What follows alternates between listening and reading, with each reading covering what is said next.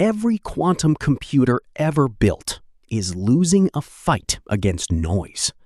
The faint disturbances around a qubit scramble its state, so the machines from Google and IBM spend most of their parts just catching and fixing those errors. Microsoft is trying something stranger. A chip that spreads each piece of quantum information across two separated points at once, so a nudge in one spot has nothing local to corrupt. In June 2026, Microsoft reported a device that held its state steady for more than 20 seconds. Their previous version lost it in a few thousandths of a second, so this is over 1,000 times better. The catch is that some of the sharpest people in the field are not convinced it is doing what Microsoft says at all. The chip is called Majorana 2, and it comes from Microsoft's quantum group, with work led by researchers including Chetan Nayak and a large team spread between Redmond and a lab in Lyngby, Denmark. To see what is genuinely new here, start with the problem every quantum machine runs into. A qubit is only useful while it holds a delicate in-between state, part 0 and part 1 at the same time. But that state is fragile. A stray bit of heat, a passing magnetic wobble, a rogue particle drifting through, any of them can knock the qubit off its value. The information sits in one place, so a disturbance in that one place can destroy it. Today's answer is to build a lot of shaky qubits and gang them together so their errors can be spotted and reversed on the fly. It works, but the overhead is brutal. Protecting a single reliable qubit can take dozens or hundreds of physical ones, doing nothing but error correction. Microsoft's bet is to attack that fragility earlier, in the hardware itself. Instead of storing a bit of quantum information at one point, where a local bump can reach it, store it in a property shared between 2 points that are physically far apart. Then, no single local disturbance can read or change the whole thing, because half of it is always somewhere else. The 2 points are called Majorana zero modes. In plain terms, a Majorana zero mode is a special state that can appear at the very end of the right kind of wire, and it behaves like half of an electron stranded there. On their own, half electrons sound impossible, but 2 of them, at opposite ends of one wire, together store a single yes or no fact, whether the wire holds an even or an odd number of electrons. That shared fact is what the qubit rides on. That even or odd count is called parity, and it is the thing Microsoft is protecting. To flip it, you cannot just poke one end. You would have to change the wire at both ends at the same time, and ordinary noise does not do that. So the parity can survive disturbances that would wreck an ordinary qubit almost instantly. That is the whole idea, and physicists have chased it for 2 decades. The hard part was never the theory. It was making a wire that actually produces clean Majorana zero modes at its ends, instead of lookalike states that only pretend to be there. This is exactly where the field has burned itself before. In 2018, a headline Microsoft-linked result claiming Majorana signatures was later retracted when the evidence did not hold up. That memory hangs over everything that came after. In early 2025, Microsoft published a first-generation chip, Majorana 1, in Nature, reporting that it could read out parity in a single shot. Even that paper stated plainly that its measurements alone could not prove the states were truly the topological kind. Then came June 2026, and Majorana 2. The real change is not a new theory, it is a new material. The earlier chips built their wires on aluminum. The new ones swap in lead, a superconductor with a much stronger grip on the states at the wire ends.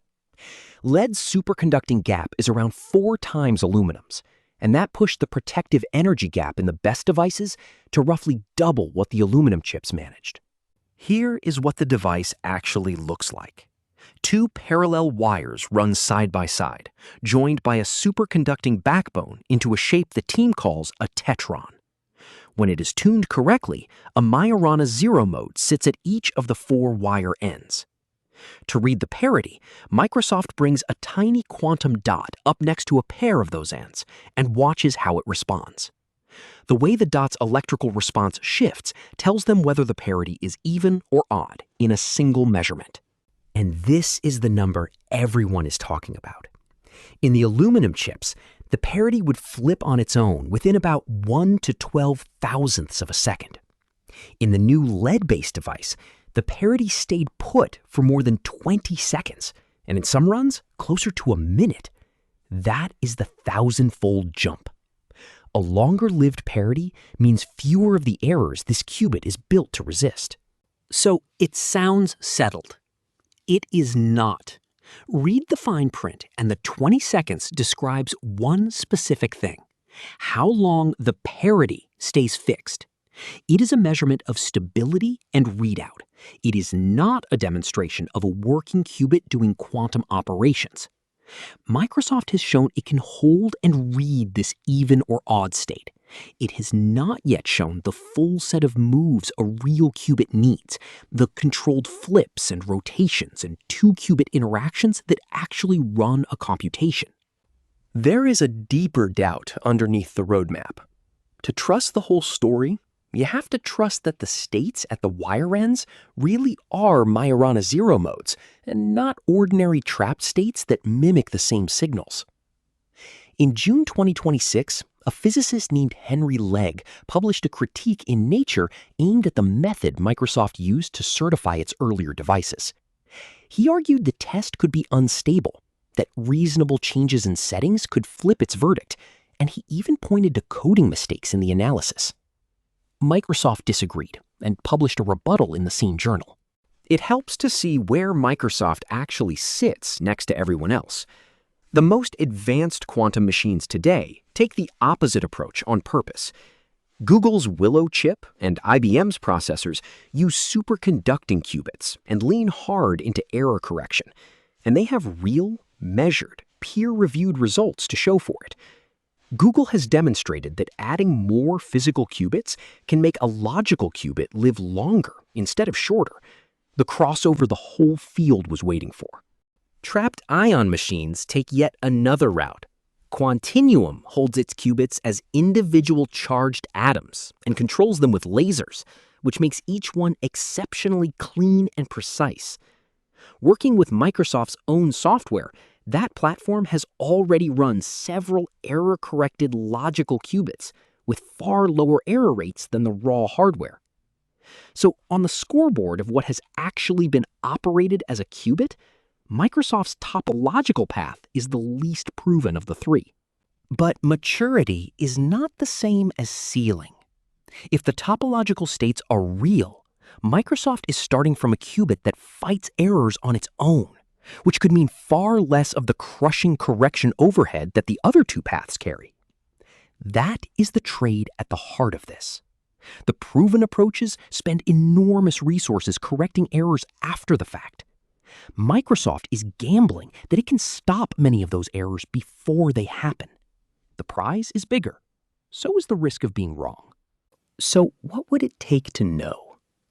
Independent groups will need to build lead-based tetrons and see the same long lifetimes, without Microsoft's own tuning in the loop. The team will need to show real qubit operations, not just a stable parity to read. And the debate over whether these end states are truly Majorana 0 modes has to resolve in the open literature, through peer review this preprint has not yet had.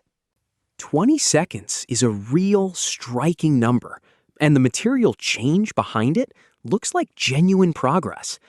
But a longer-lived parity is an ingredient, not a finished quantum computer, and not yet proof that the physics is what Microsoft says it is.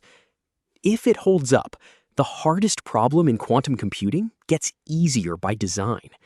That if is the entire story.